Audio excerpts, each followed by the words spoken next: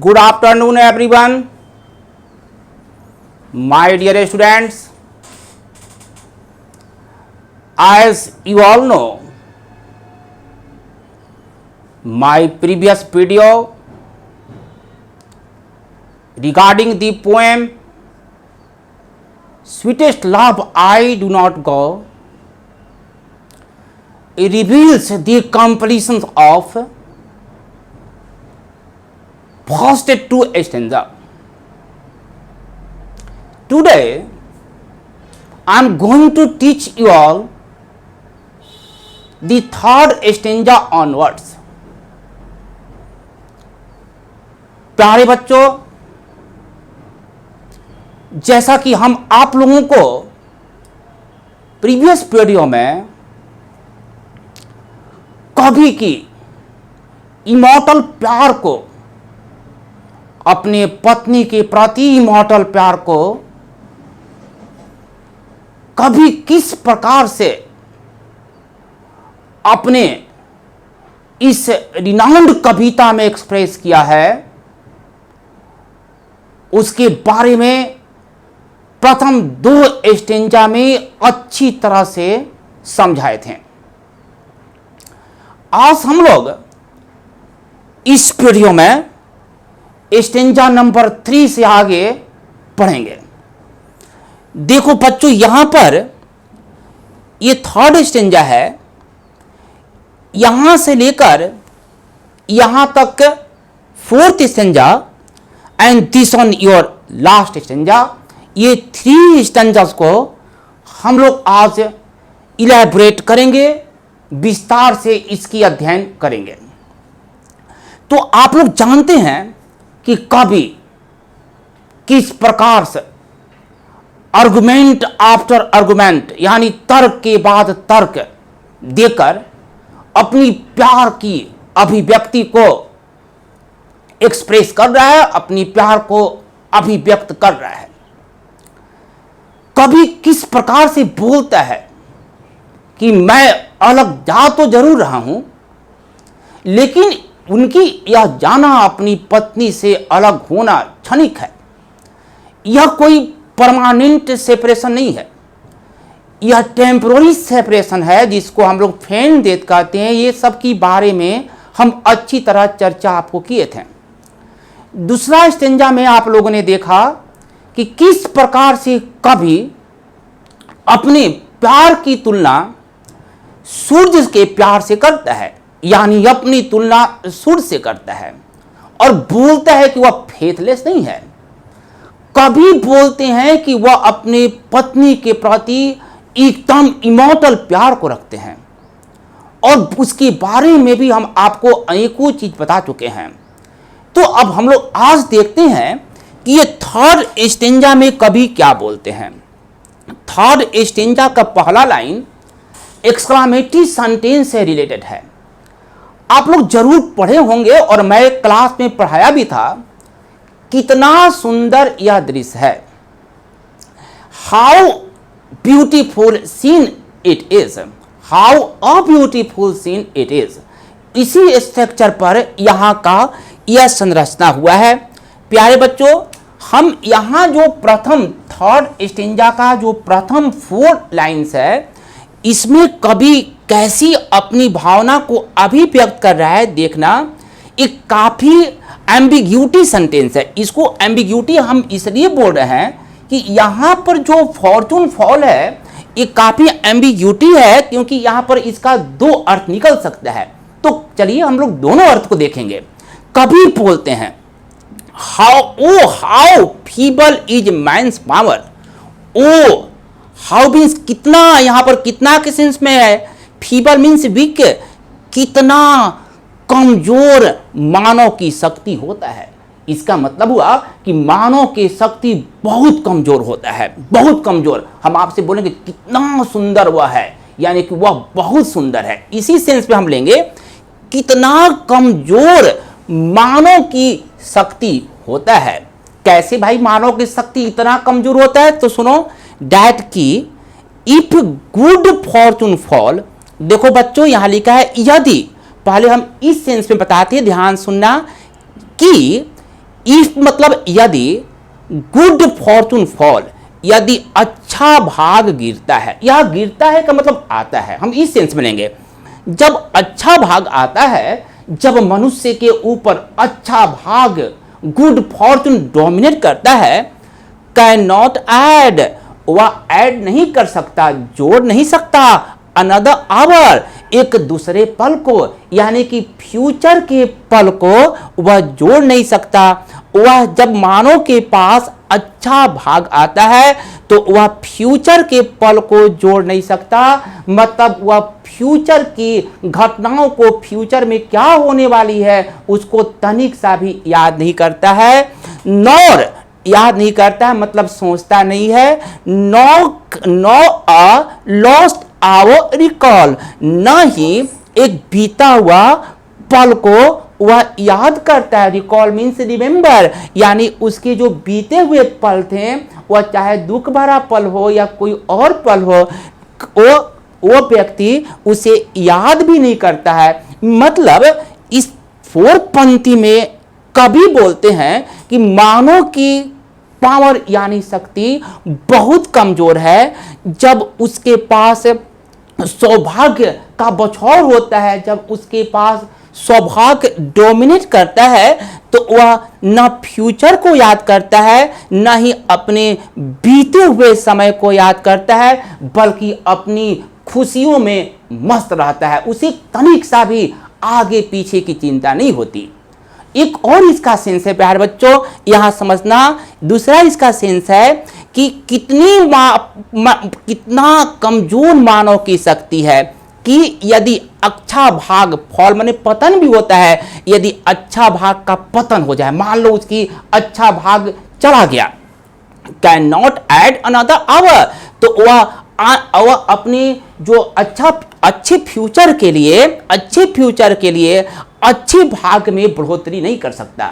यानी जब उसके अच्छे भाग का फॉल का मतलब दूसरा सेंस बता रहे पतन होना, तो जब अच्छा भाग का पतन हो गया तो वह अपने अच्छे भाग को बढ़ा नहीं सकता। यहां पर है कैन नॉट ऐड, तो वह ऐड नहीं कर सकता और अपने भाग्य में, अपने सौभाग्य में वह बढ़ोतरी नहीं कर सकता। Nor a lost hour recall, और न ही बीते हुए समय की जो खुशियां थी, बीते हुए समय का जो सौभाग्यशाली पल था, वह उसको वापस ला भी नहीं सकता। और लेखक इसीलिए बोल रहा है कि मानव की शक्ति बहुत कमजोर है। देखो बच्चों, हम यहाँ पर एक क्वेश्चन आपको पीडीएफ में लिख के देंगे कि मानव की शक्ति कमजोर क्यों है। तो इसका आंसर हुआ कि मानव का शक्ति इसलिए कमजोर है कि मानव अपनी खुशियों में वह न आगे भविष्य को सोचता है, न बीते हुए समय को सोचता है, अपने ही खुशियों में मस्त रहता है, उसे तनिक सा भी फ्यूचर की परवाह नहीं होती। और तो और जब उसकी सौभाग्य वाली पल गायब हो जाए तो उसमें इतना ताकत नहीं है कि वह पुनः उस सौभाग्यशाली जो पल है उसमें वह बढ़ोतरी कर दे, उसके पास इतना भी ताकत नहीं है। और न ही बीते हुए समय के अच्छे दिनों को वह पुनः ला सकता है, और इसीलिए मानव की शक्ति बहुत कमजोर है। अब देखो हम लोग नेक्स्ट आगे कभी क्या बोलते हैं उसको हम लोग समझते हैं, लेकिन देखो हम इस 4 पंक्ति को पढ़ाने से पहले हम चाहेंगे कि इसके बारे में थोड़ा समझ जाओ। लेकिन बच्चों देखो, ध्यान दो, जब मानव के ऊपर एक दुर्भाग्य का पल आता है, मानव के ऊपर दुख की घड़ी आती है, तो मानव बोलो क्या करता है, मानव उस दुख से विचलित हो जाता है, मानव दुख से पीड़ित हो जाता है। तो कभी यहाँ पर अपनी पत्नी को कहता है ये बात को, लेकिन ये पूरे मानव समाज के लिए एक बहुत अच्छा मोरल टीचिंग है। कभी बोलता है अपनी पत्नी से कि देखो, जब मानव के ऊपर दुख की घड़ी आए तो ये दुख की घड़ी में उसे पूरी ताकत के साथ जुट जाना चाहिए, क्योंकि ये दुख की घड़ी जब आया है तो निसंदेह प्रगति का मार्ग दिखाने के लिए आया है।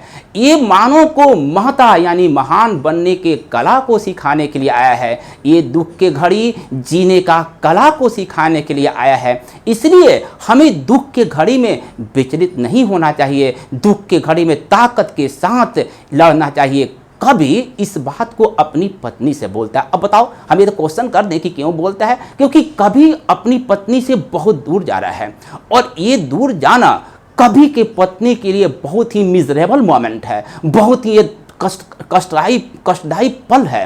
इसलिए कभी यह बात अपनी पत्नी को समझाने की कोशिश करता है कि ये दुख की घड़ी जरूर हो, लेकिन इसमें आपको विचलित नहीं होना है। यदि दुख की घड़ी आया है तो मानव के लिए एक कुछ नया चीज लेकर आया है, और नया चीज करने के लिए आया है। ये दुख के घड़ी प्रगति का मार्ग दिखाने के लिए आया है। तो बताओ, ये जो बात कभी बोल रहा अपनी पत्नी से, ये पत्नी के लिए ही एप्लीकेबल नहीं है, ये पूरे ह्यूमन सिविलाइजेशन के लिए, तमाम ह्यूमन बींग्स के लिए एप्लीकेबल है। एक अच्छा मोरल टीचिंग है। तो चलिए हम लोग नेक्स्ट 4 लाइन को पढ़ते हैं। बट जो अभी हम बताए ना, सेम वही, इसलिए इसको ध्यान से देखना। बट कम बैड चांस, कभी बोलते हैं कि जब बुरा वक्त, यहाँ कम माने आता है, बैड चांस बुरा वक्त, बैड माने बुरा, चांस माने वक्त कहो, अवसर। जब बुरा वक्त आता है, वी ज्वाइन, तो हम लोग को इससे जुट जाना चाहिए। टू इट माने इससे पूरे जुट जाना चाहिए, आवर स्ट्रेंथ, पूरे ताकत के साथ। लेखक कभी बोलते हैं कि जब बुरा वक्त आता है तो हम लोग को पूरे ताकत के साथ इस बुरे वक्त से जुट जाना चाहिए। अब क्यों जुटना चाहिए, तो सुनो ध्यान से पंक्ति पढ़ना। वी टीच इट, हम लोगों को यह पढ़ाता है, यानी कि बुरा वक्त हम लोगों को यह बतलाता है। वी माने हम लोग इससे सीखें, हम लोग को यह बतलाता है। इसको कैसे, वी टीच इट, हम लोग इसको पोएम की भाषा है ना, ट्रांसलेट पूरे परफेक्ट नहीं हो पाएगा, जैसे हम लोग प्रोज का ट्रांसलेट करते हैं, पोएम की लैंग्वेज है, इसलिए हम लोग को इससे सीखना चाहिए। इससे मैंने इस दुख की घड़ी से सीखना चाहिए, आर्ट कला को सीखना चाहिए। पर कैसी कला, जीवन जीने की कला सीखना चाहिए, एंड लेंथ और लंबाई सीखना चाहिए। आप लोग कहेंगे लंबाई क्या, अरे लंबाई के मतलब महता, महान बनने का, लंबा होने का मतलब टू बिकम ग्रेट, इससे ग्रेट बनने का कला सीखना चाहिए। यह बुरा वक्त आया है तो निसंदेह मानव को प्रगति का मार्ग बताने के लिए आया है, उसे कला और महत्ता का पाठ पढ़ाने के लिए आया है। प्यारे बच्चों, ये बहुत ही अच्छा सा उपदेश है, ध्यान सुनना। इट सेल्फ, देखो ये इट सेल्फ ओल्ड इंग्लिश है। इट सेल्फ आप जानते हो ना, स्वेम करते हो, हम आपको क्लास बताया है। स्वेम, ये ओवर लिखा है ना, ये ओवर है। इट सेल्फ ओवर अस, स्वेम हमारे ऊपर, टू एडवांस प्रगति के लिए। लेखक देखो पोएम है, सॉरी कवि बोलते हैं ये पोएम है। एडवांस, यहां देखना, एडवांस प्रगति के लिए हमारे ऊपर स्वयं। कभी इस लाइन को कैसे लिखते फिर देखो, इट सेल्फ माने स्वयं, ओवर माने ऊपर, अस माने हमारे ऊपर स्वयं, टू एडवांस प्रगति के लिए। एडवांस माने यहाँ पर प्रगति के लिए। तो आप सेंस निकाल लो, यह प्रगति के लिए हमारे ऊपर स्वयं आया है। प्रगति के लिए मतलब यह जब दुख की घड़ी आया है तो प्रगति का मार्ग दिखाने के लिए आया है। तो इस तरह से ये जो आपका थर्ड स्टेंजा था बच्चों, कभी इस थर्ड स्टेंजा में क्या कहा, I think you have understood well and I think आप लोग अच्छी तरह से इसे समझ चुके होंगे। अब नाउ, ये था आपका थर्ड स्टेंजा। नाउ हम लोग चलते हैं फोर्थ स्टेंजा। देखो फोर्थ स्टेंजा बहुत ही इंपॉर्टेंट है। इंपॉर्टेंट इस दृष्टिकोण से है कि ये प्यार का कवि ने कितना बड़ा अवधारणा यहाँ एक्सप्रेस किया। कवि पूरी तरह से प्यार के उड़ान पर है, वो प्यार में उड़ रहा है। देखो कवि कैसे व्यक्त करता है, कैसे कवि बोलते हैं इसमें कि उनकी पत्नी का एक छोटा सा पीड़ा, कहरन जिसको मोर्निंग बोलते हैं, मुंह से जो आंख निकलता है, वो कैसे कवि को विचलित करता है। कवि ये जो उनकी आंसू है, जब उनकी पत्नी रोती हैं तो देखना कि कभी अपनी पत्नी का एक आंसू से उनकी क्या हाल होता है। प्यारे बच्चों, हम यहाँ पर एक छोटी सी बात आपको समझा दें। इस लाइन को पढ़ने से पहले एक छोटा सा बात हम आपको समझाने की कोशिश करेंगे कि ये अनकाइंडली, जो यहाँ पर अन है ना, अनकाइंडली काइंड, इसका क्या मतलब होता है। ये अनकाइंडली है और काइंड है, इसका क्या मतलब होता है। ये अनकाइंडली काइंड को समझने से पहले हम यहाँ की छोटी सी बात समझेंगे। इस अवधारणा को जानना चाहिए तो ये पंक्तियाँ समझने में बहुत आसानी होगी। एक छोटी सी बात में आता हैप्पी। हैप्पी, देखो बच्चों ये हैप्पी है। हैप्पी मैंने सबको जानता है खुश।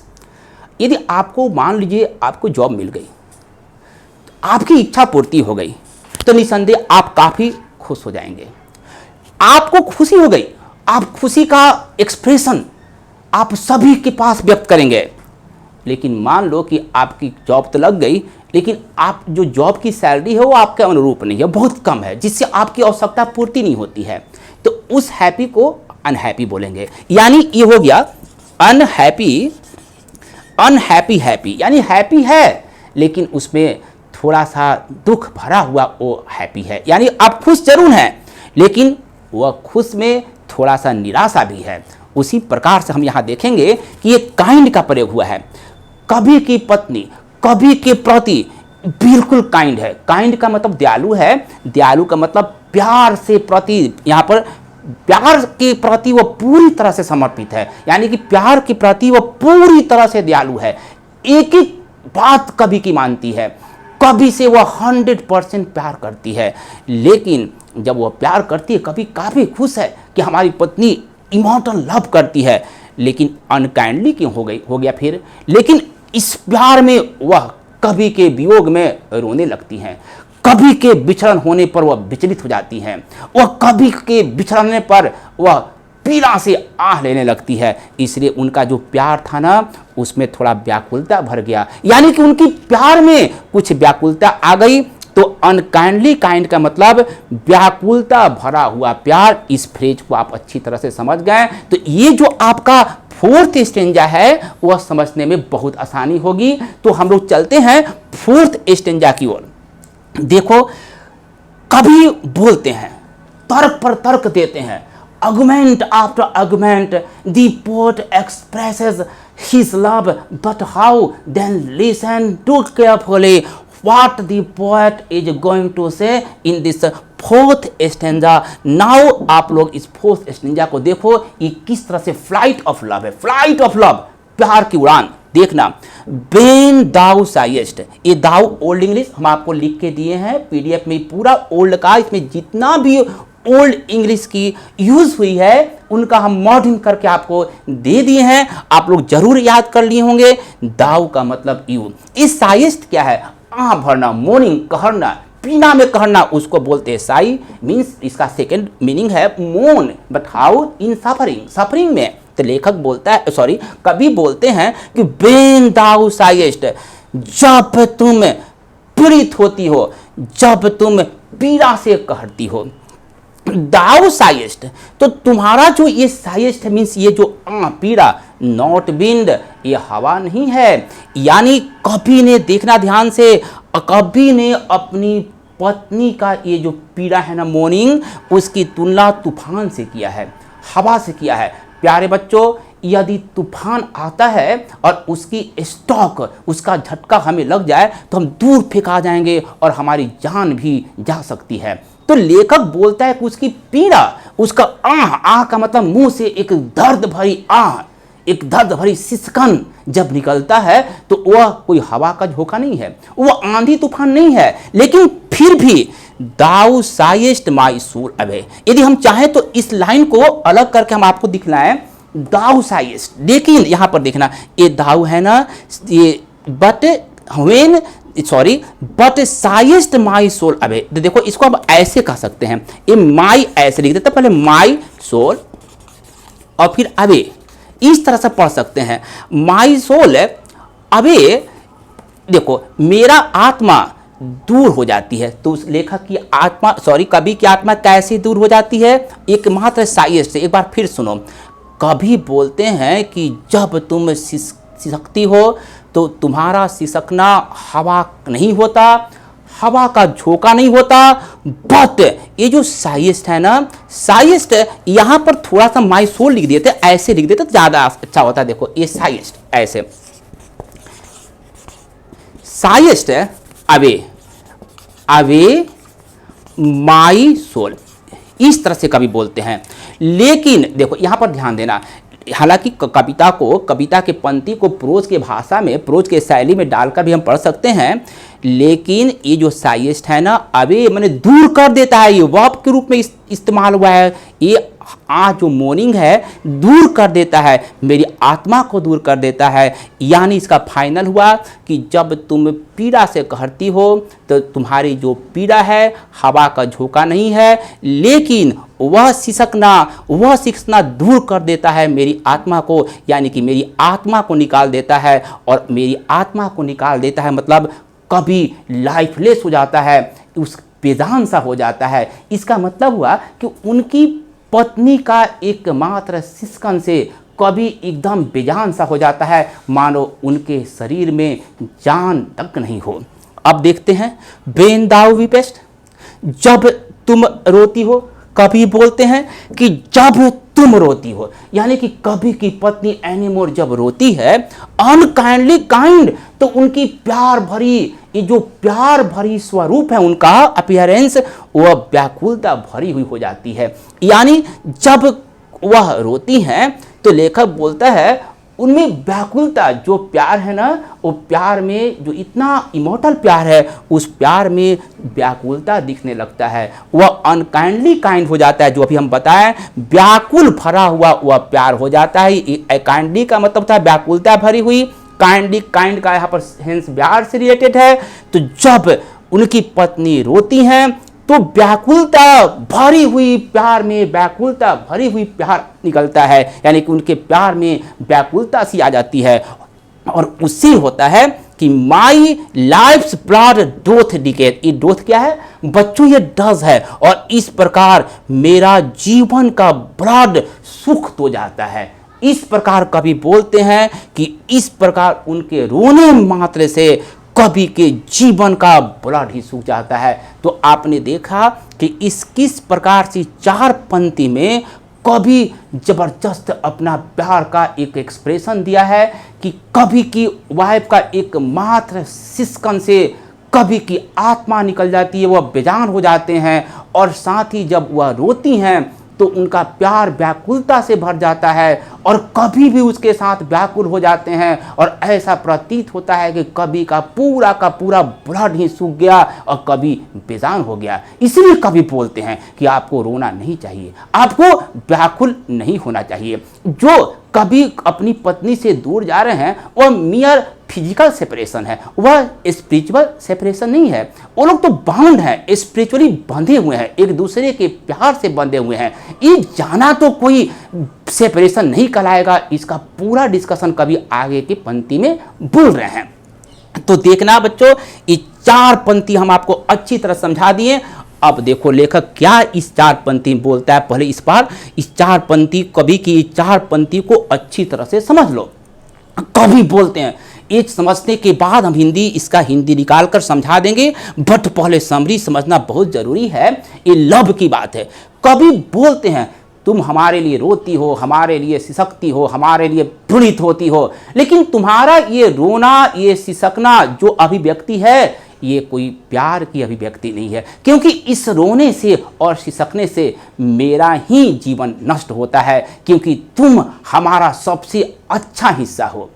कभी बोलते हैं कि देखो मैं हमेशा तुम्हारे अंदर समाहित रहता हूँ, मेरा रग रग तुम्हारे अंदर है। और जब कभी अपनी पत्नी के अंदर है तो उनकी पत्नी का रोना कभी का रोना हुआ, उनकी पत्नी की सकना कभी का सिसकना हुआ। और इस प्रकार से जब कभी की पत्नी रोती है, कभी की पत्नी सिसकती है, तो खुद स्वयं कभी रोने लगते हैं, स्वयं कभी सिसकने लगते हैं। और इस प्रकार से खुद कभी का जीवन ही नष्ट होता है। इसलिए कभी बोलते हैं कि आप मत सिसको, मत रो, इससे मेरा ही जीवन नष्ट होता है। अतः जब मेरा ही जीवन नष्ट होता है तो ये कोई प्यार तो नहीं हो सकता।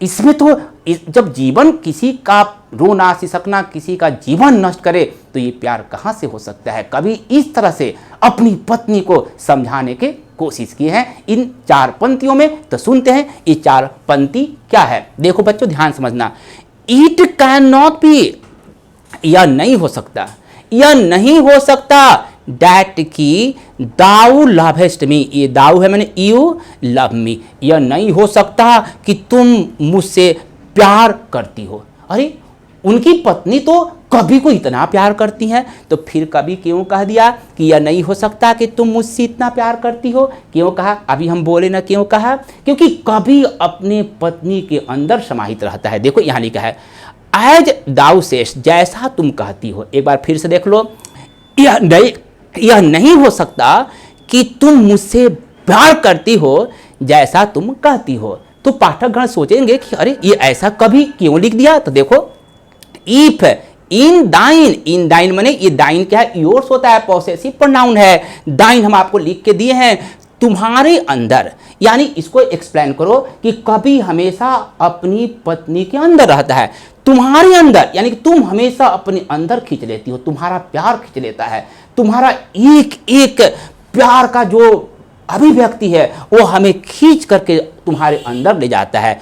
इफ इन दाइन माने तुम्हारा अपने अंदर, माई लाइफ मेरा जीवन, दाउ बेस्ट तुम नष्ट करती हो। एक बार फिर सुनो, अपने अंदर मेरा जीवन तुम नष्ट करती हो। अब जरूर समझ में आ गया, अपने अंदर मतलब कवि की पत्नी कवि को अपने अंदर खींच लेती है, अपने प्यार से, अपने आंसू से, अपने सिसकन से, दुख भरी सिसकन से वह कवि को अपने अंदर खींच लेती है, और इस प्रकार से कवि का जीवन नष्ट होता है। जैसा कि अभी बताएं कि कवि जब अपने पत्नी के अंदर समाहित है तो पत्नी का रोना कवि का रोना हुआ, पत्नी का सिसकना कवि का सिसकना हुआ, और इस प्रकार से कवि का जीवन नष्ट होता है। कवि बोलते हैं कि यह कोई प्यार, इसलिए रोना सिसकना कोई प्यार नहीं हुआ। Thou art the best of me, ये आर्ट है बच्चों, आर्ट लिखा है लेकिन ओल्ड इंग्लिश है, यहाँ आर है। Thou art the best of me, तुम मेरा सबसे अच्छा हिस्सा हो। कवि अपनी पत्नी को पुनः याद दिलाते हैं कि तुम मेरा सबसे अच्छा हिस्सा हो। यहाँ बेस्ट पार्ट है, पार्ट छुपा हुआ है, कभी इसको एक्सप्रेस नहीं किया है, लेकिन आपको समझना है कि पार्ट है यहाँ पर, you are the best part of me, तुम मेरा सबसे अच्छा हिस्सा हो। इस प्रकार से कभी तर्क पर तर्क देकर अपने प्यार की इमॉर्टैलिटी को, अपने प्यार को, अमरत्व को अभिव्यक्त करने का कोशिश करता है।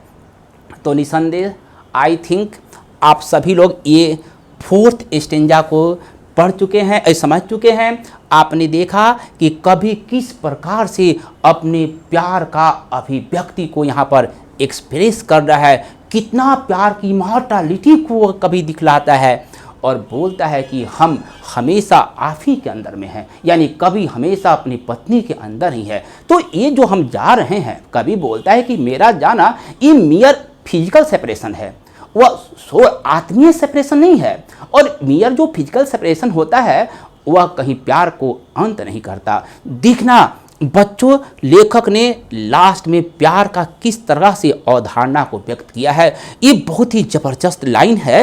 इन लाइन्स में आप देखोगे कि कवि किस प्रकार से प्यार को बताता है।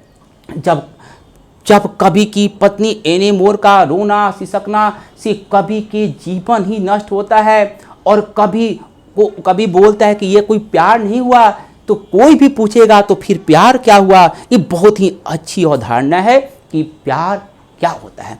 इसको हमको समझने, लाइन बाय लाइन समझने से पहले हम चाहेंगे कि आप इसका सबसे पहले आप हिंदी ही सुन लीजिए और समरी ही सुन लीजिए।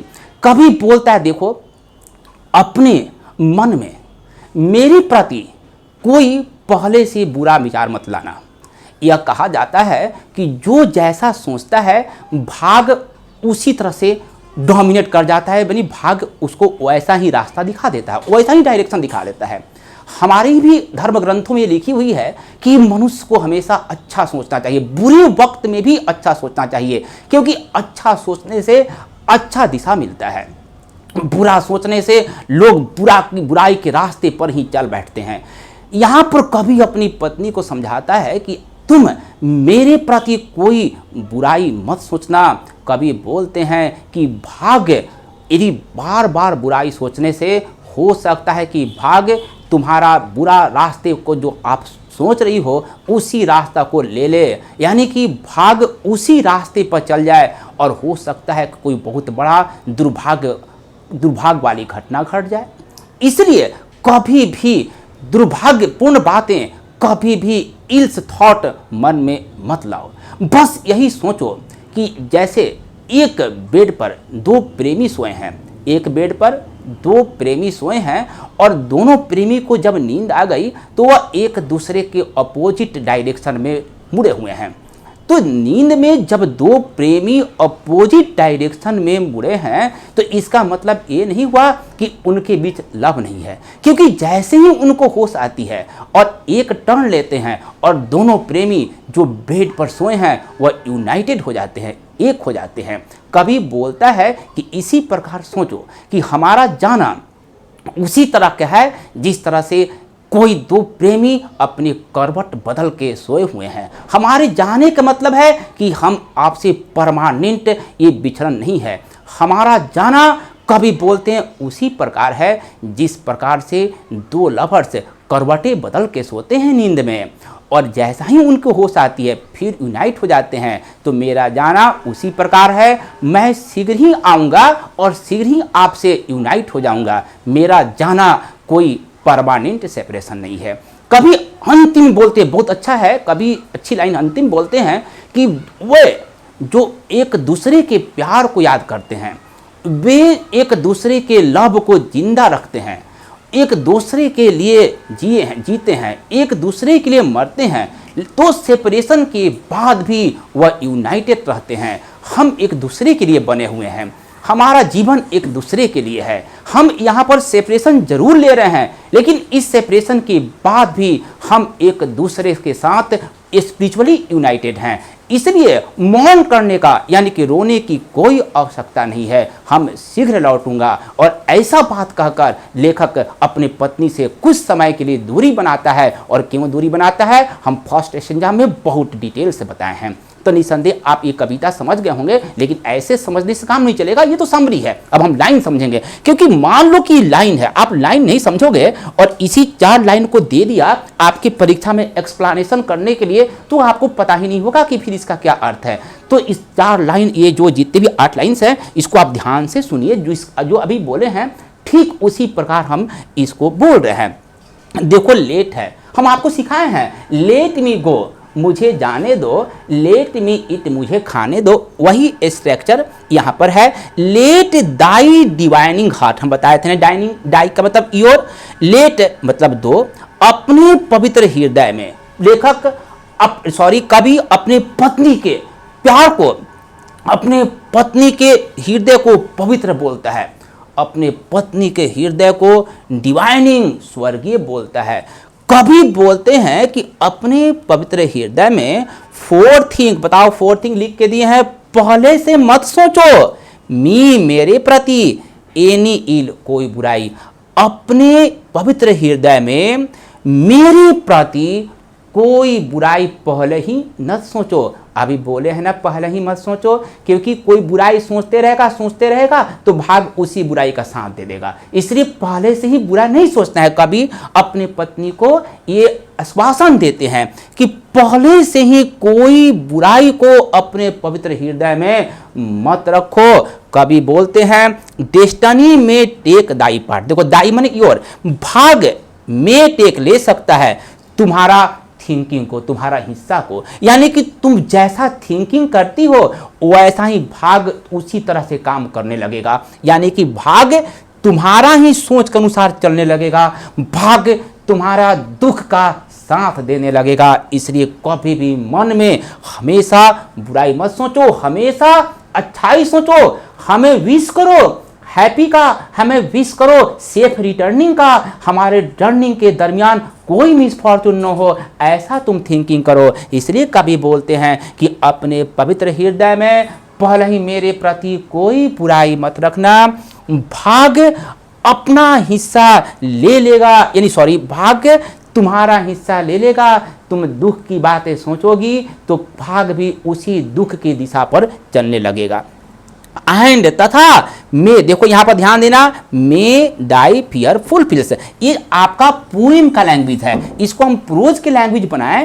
प्रोज कहा था, देखो बच्चों ऐसे होगा, यहां पर है ना एंड में, तो यहां पर ऐसे लिखना, ऐसे देखो डाई फियर मे फुलफिल, फुलफिल ऐसे है, यानी तुम्हारा भय पूरा हो जाएगा, यानी तुम्हारा थिंकिंग के अनुसार चलेगा और जो तुम्हारा भय है ना वही तुमको मिल जाएगा, यानी कि तुम्हारा भय ही पूरा हो जाएगा। इसलिए कभी भी अपने मन में बुराई को मत लाओ, हमेशा मेरे प्रति अच्छाई को सोचो, हमारा सेफ रिटर्निंग को सोचो, हम जरूर लौटेंगे। तो बच्चों जरूर आप 4 लाइन सोच लिए होंगे, समझ गए होंगे कि किस प्रकार से कवि एक अच्छा सा बात बताता है और ये अपनी पत्नी को बोलता है कवि, लेकिन ये पूरे मानव समाज के लिए एप्लीकेबल है। किसी को बुरा थिंकिंग नहीं लाना चाहिए, नहीं तो भाग बुरा थिंकिंग के अनुसार ही काम करना स्टार्ट कर देगा। हमेशा कठिनाई में भी मनुष्य को चाहिए कि हमेशा अच्छा थॉट रखें, हमेशा गुड थिंकिंग रखें, इसलिए तो कवि ये बात कहा। अब देखो ये लास्ट 4 लाइन्स में कवि क्या बोलते हैं, बट थिंक, लेकिन सोचो। जो अभी हम लव का एग्जाम्पल दिए थे ना कि एक बेड पर 2 लवर सोए हैं तो उनके करवट बदल के सो गए हैं नींद में, तो इसका मतलब ये नहीं कि वो लव नहीं कर रहे हैं, अरे वो एक ही बेड पर हैं, केवल करवटें बदले हुए हैं और फिर वो लव करेंगे एक दूसरे से। तो लेखक वही बात बोलता है कि बट थिंक, बस यही सोचो कि वी आर, हम लोग हैं, बट टर्न मीन्स टर्न मैंने मुड़े हुए, ए साइड अपोजिट डायरेक्शन में, टू स्लीप सोते समय। बस यही सोचो कि हम लोग सोते समय अपोजिट डायरेक्शन में मुड़े हुए हैं। तो इसका ये मतलब नहीं है कि हम एक दूसरे से प्यार नहीं करते, अरे हम लोग एक दूसरे से बहुत प्यार करते हैं, हमारा प्यार आपके प्रति एकदम इमोर्टल है, थोड़ा सा भी इसमें प्रेजुडिस नहीं है, 100% हम आपके लिए समर्पित हैं। बस यही सोचो कि हम लोग नींद में हैं और थोड़ा सा करवटे बदले हुए हैं। तो बच्चों जरूर समझ में आ गया होगा, हम इसके पहले भी इसका समरी बता दिए हैं। और ये जो 2 लाइन है, ये 2 लाइन बहुत अच्छा लव का एक ग्रेट एग्जाम्पल है।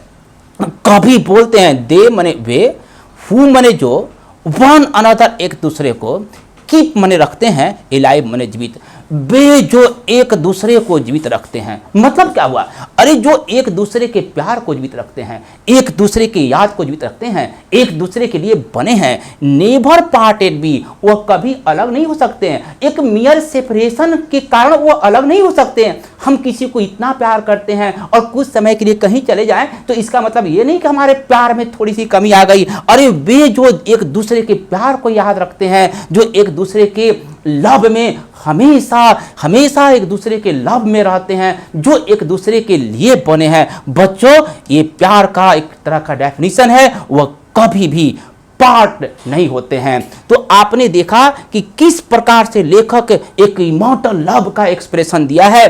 तो हम चाहते बच्चों कि ये जो अंतिम लाइन है इसका हम कुछ 2 लाइन आपको इंग्लिश में बताएं, जैसा कि हम आपको समरी लिखवाएंगे। तो हम चाहते हैं कि आप इसको एक बार थोड़ा सा इंग्लिश आप सुन लें। The poet loves his wife very much, he advises his wife not to think that misfortunes will befall with him during his journey. She should think that the poet, यानी she should think that the poet will return happily. The poet advises her mere separation for a little moment